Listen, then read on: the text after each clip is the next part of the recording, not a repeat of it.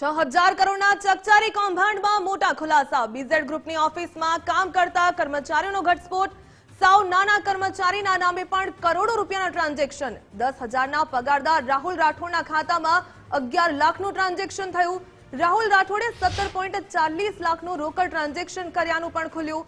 12,500ના પગારદાર વિશાલના ખાતામાં 19 લાખથી પણ વધુના ટ્રાન્ઝેક્શન। વિશાલ ઝાલાના નામે 19 કરોડથી પણ વધુના રોકડ વ્યવહારો પણ મળી આવ્યા।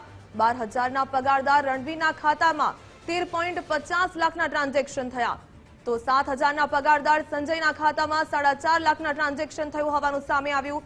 સંજયના નામે 1.5 કરોડથી પણ વધુના રોકડ વ્યવહારો પણ થયા। 10,000ના પગારદાર દિલીપના નામે 1.25 કરોડના રોકડ વ્યવહારો થયા। 7,000ના પગારદારના આશિકના ખાતામાં 4.5 લાખના ટ્રાન્ઝેક્શન થયું હોવાનું સામે આવ્યું। આશિકના નામે 44 લાખથી પણ વધુના રોકડ વ્યવહારો પણ કરવામાં આવ્યા। વધુ વિગત મેળવીએ સહયોગી વિજય દેસાઈ પાસેથી।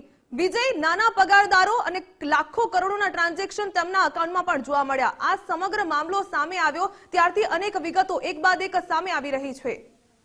6,000 કરોડનું બીઝેડ ગ્રુપનું જે કૌભાંડ છે તેના તાર કેટલા લાંબા સંકળાયેલા છે તેનો ખુલાસો અત્યારે કોર્ટની અંદર થયો છે, કે જ્યારે જે અગાઉ જે ઝડપાયેલા જે 6 આરોપીઓ છે તેમના બેંક ખાતા અને તેમાં થયેલા રોકડ વ્યવહાર અને ટ્રાન્ઝેક્શન અંગેની વિગતો છે કોર્ટમાં રજૂ કરવામાં આવી। ત્યારે તેમાં સ્પષ્ટ થાય છે કે પટ્ટાવાળા અને સફાઈ કર્મીનું 7,000 થી 12,000માં કામ કરનારા વ્યક્તિઓના બેંક એકાઉન્ટની અંદર કરોડો રૂપિયાના નાણાકીય વ્યવહાર થયેલા છે। એટલે આ બધું જોતા જ આ કૌભાંડ કેટલું મોટું હશે તે અંગેની કલ્પના માત્ર કરી શકાય છે। પરંતુ જે પ્રકારે વિગતો આવી છે તે વિગતોની અંદર જે રાહુલ રાઠોડ નામનો વ્યક્તિ છે, જે 10,000 મહિને પગારમાં કામ કરતો હતો, એના બેંક ખાતામાંથી અત્યાર સુધીમાં 18 લાખ રૂપિયા જેટલી રોકડ અંગેના જે ટ્રાન્ઝેક્શન છે તે મળ્યા છે। ઉપરાંત જે અન્ય આરોપી છે વિશાલ ઝાલા, જે 12,500 રૂપિયામાં ત્યાં નોકરી કરે છે, પરંતુ તેના બેંક ખાતામાંથી 2.25 કરોડનું આંગળિયું મળ્યું છે। ઉપરાંત 19 કરોડથી વધુના રકમની ટ્રાન્ઝેક્શન થયેલા છે। એટલે આ સૌથી મોટો ઘટસ્ફોટ કહી શકાય અત્યાર સુધીની તપાસની અંદર। જે રણવીર ચૌહાણ નામનો વ્યક્તિ છે, જે 12,000માં નોકરી કરે છે અને છેલ્લા 4 મહિનાથી ત્યાં નોકરી કરે છે, તો તેના બેંક ખાતાની અંદર પણ 13.5 લાખ રૂપિયાના ટ્રાન્ઝેક્શનો થયા છે।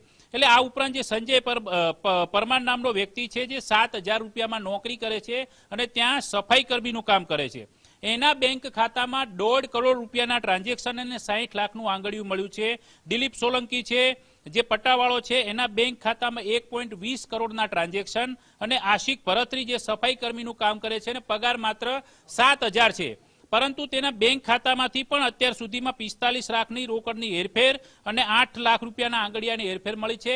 એટલે અત્યાર સુધી બીઝેડ કૌભાંડની અંદર જે તપાસ ચાલી રહી છે તેમાં સીઆઈડી ક્રાઇમ પણ એક્ટિવ થઈ છે અને ગ્રોમોર ઇન્સ્ટિટ્યૂટમાંથી કેટલાક લોકોને ઉઠાવીને ગાંધીનગર પૂછપરછ માટે લઈ જવામાં આવ્યા છે। તેમાં સીએ રુશિતનો પણ સમાવેશ થાય છે। ઉપરાંત જે બીઝેડ ગ્રુપને લઈને જે ચાલતી કાર્યવાહી છે તેની સીઆઈડી ક્રાઇમની વિગતો લીક થતી હોવાની વિગતોના આધાર પર પણ તપાસ હાલમાં કરવામાં આવી રહી છે। અત્યાર સુધીમાં 1/2 ડઝનથી વધુ લોકોને ગઈકાલે સીઆઈડી ક્રાઇમે ઉઠાવ્યાની પ્રાથમિક વિગતો મળી છે। આ તમામની પૂછપરછ ચાલી રહી છે, પરંતુ હજી સુધી આ કૌભાંડનો મુખ્ય સૂત્રધાર ભૂપેન્દ્રસિંહ ઝાલા ભૂગર્ભમાં છે, જે હજી સુધી સીઆઈડી ક્રાઇમને હાથ નથી લાગ્યો। પરંતુ જે પ્રકારે તપાસ હવે વેગવંતી બની છે તે જોતા આગામી સમયની અંદર ભૂપેન્દ્ર ઝાલા પણ પકડાઈ શકે છે અને 6,000 કરોડ કૌભાંડમાં વધુ મોટા ખુલાસાઓ થઈ શકે છે।